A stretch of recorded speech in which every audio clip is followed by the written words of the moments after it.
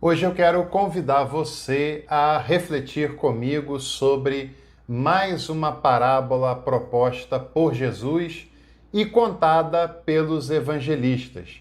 E é mais um caso de uma parábola que aparece nos três evangelistas sinóticos e também com nenhuma variação de um para com o outro, até porque é um texto bem breve, bem pequeno e que se mantém praticamente inalterado nos três relatos dos evangelhos sinóticos. É a parábola do grão de mostarda, que provavelmente você já ouviu falar sobre o grão de mostarda, já deve ter visto algum grão de mostarda e já deve ter ouvido alguém falar sobre essa parábola, sobre essa história.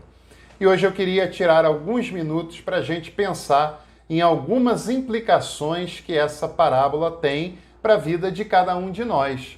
E antes de eu falar um pouco mais sobre a parábola do grão de mostarda, eu queria convidar você a compartilhar esse vídeo, a deixar o seu like por aqui e também a participar conosco nos comentários desse vídeo.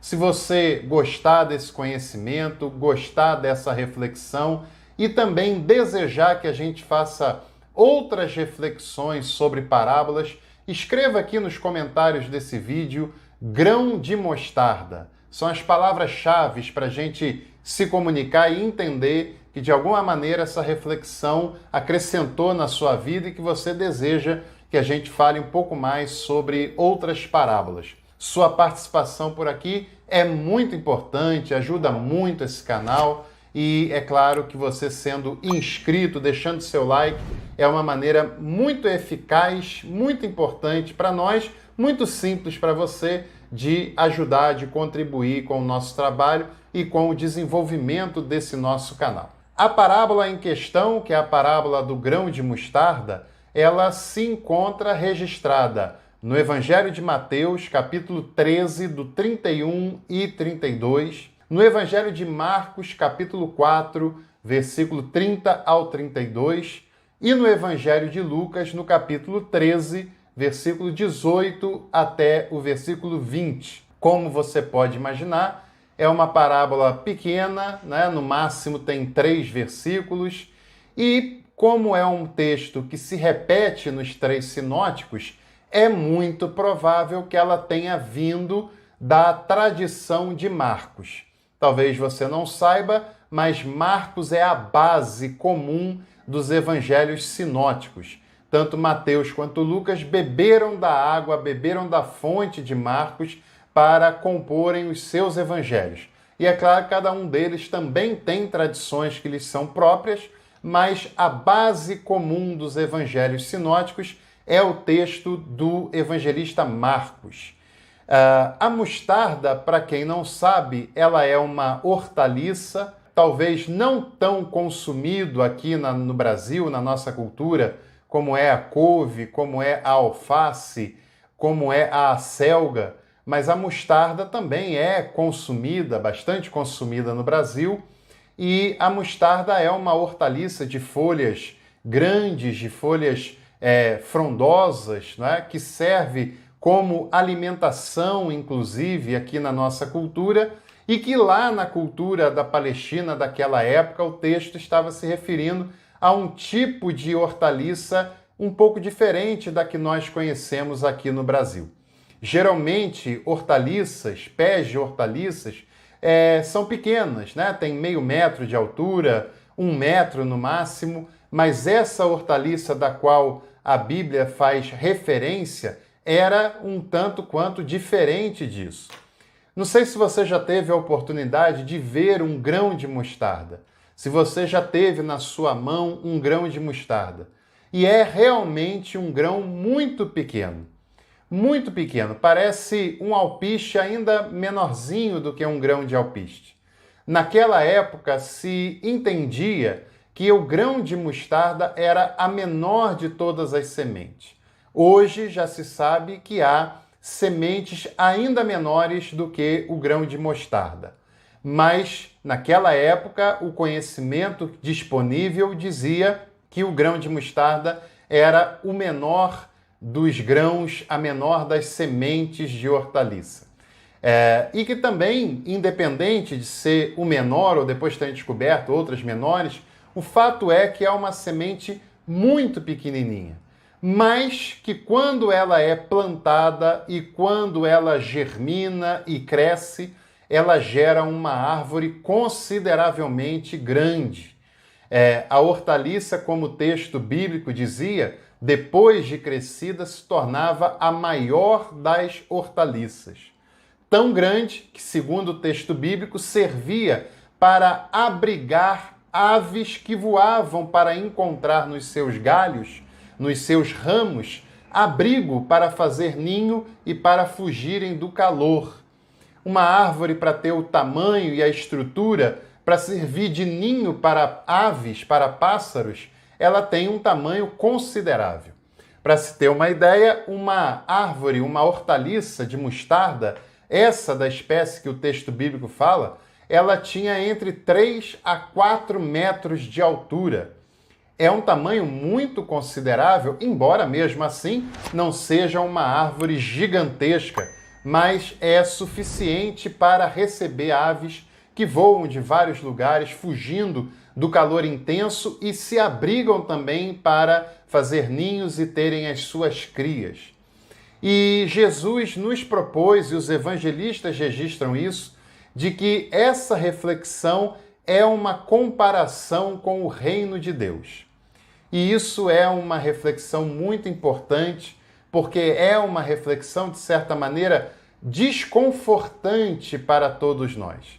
Muitas pessoas, sobretudo no nosso tempo e sobretudo com as mentalidades igrejeiras que o nosso tempo e a nossa geração tem nutrida, pode achar que algo grandioso é algo que reúne milhares de pessoas, que algo grandioso é algo espetaculoso, que tem luzes, que tem grandes apresentações, que coisas grandiosas relacionadas à igreja têm que ter templos magníficos e lotados, cultos intermináveis, algo de grandes proporções e algo impactante. Mas a parábola nos propõe que o reino de Deus é comparado exatamente com o oposto de toda essa grandeza que eu simploriamente exemplifiquei aqui para você. Que o reino de Deus é comparado com uma pequena semente, que para os padrões da época era a menor de todas as sementes. Que o reino de Deus se identifica, se assemelha com o que há de menor, com o que há de mais discreto, com o que há de mais irrelevante aos olhos humanos.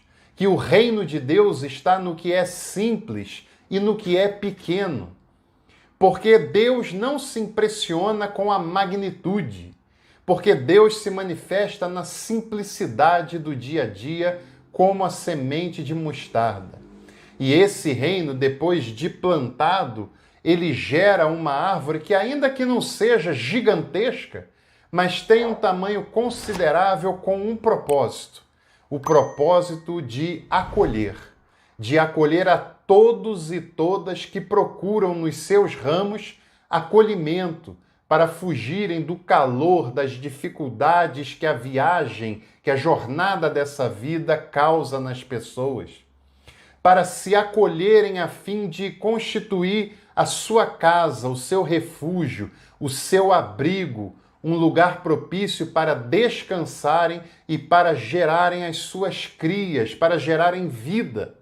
O reino de Deus tem o tamanho suficiente para que vidas sejam acolhidas, e não só vidas iguais, e não só vidas de próximo, mas vidas diferentes umas das outras, vidas que vêm de longe, como as aves que faziam ninho na árvore de mostarda, porque o papel do reino de Deus é de trazer sombra, tranquilidade, refrigério, de trazer alívio no meio do sol escaldante dessa vida e das intempéries dessa nossa jornada. O reino de Deus tem a preocupação de nos dar acolhida, e todos e todas podem encontrar acolhida nessa árvore, nessa hortaliça chamada e comparada reino de Deus.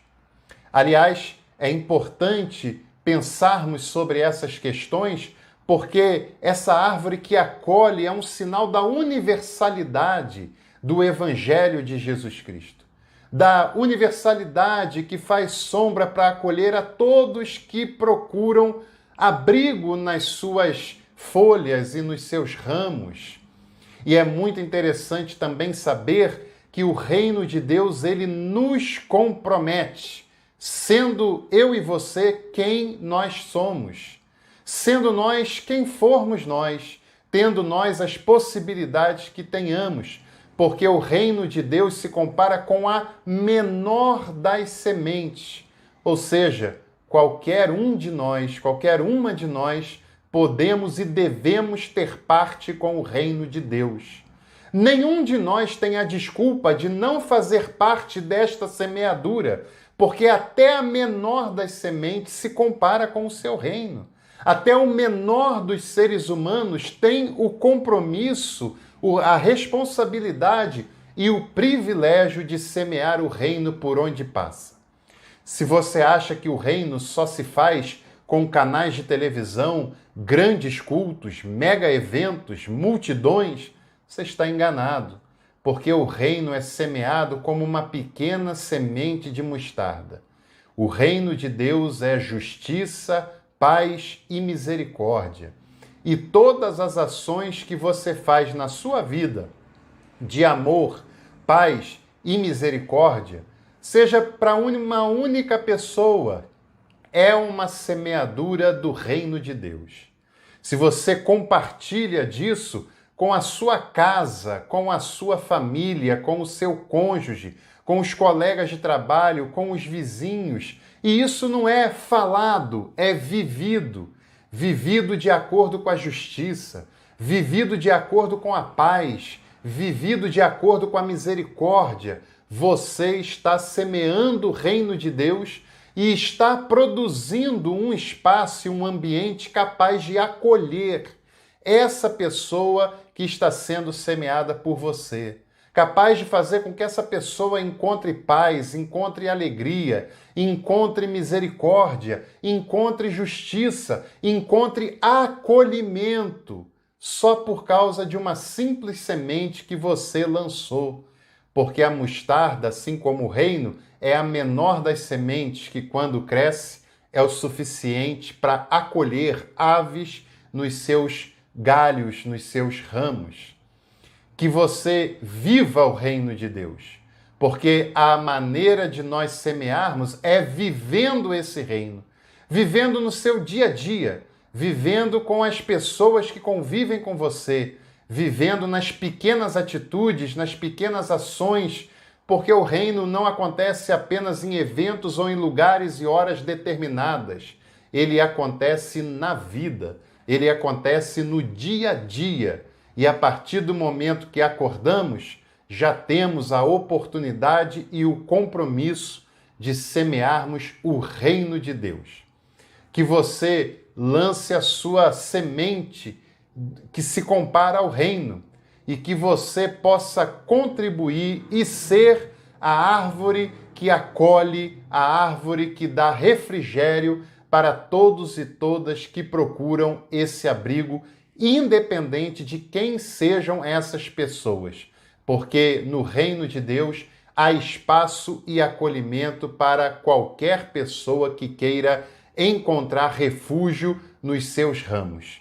Que Deus nos ajude e nos abençoe nessa tarefa e em breve nós voltaremos para mais uma reflexão, mas antes de ir, deixe o seu like nesse vídeo e compartilhe esse conteúdo com os seus grupos de WhatsApp, com as suas redes sociais, e assim nós agradecemos e nos encontraremos em próximos conteúdos. Um abraço e até lá!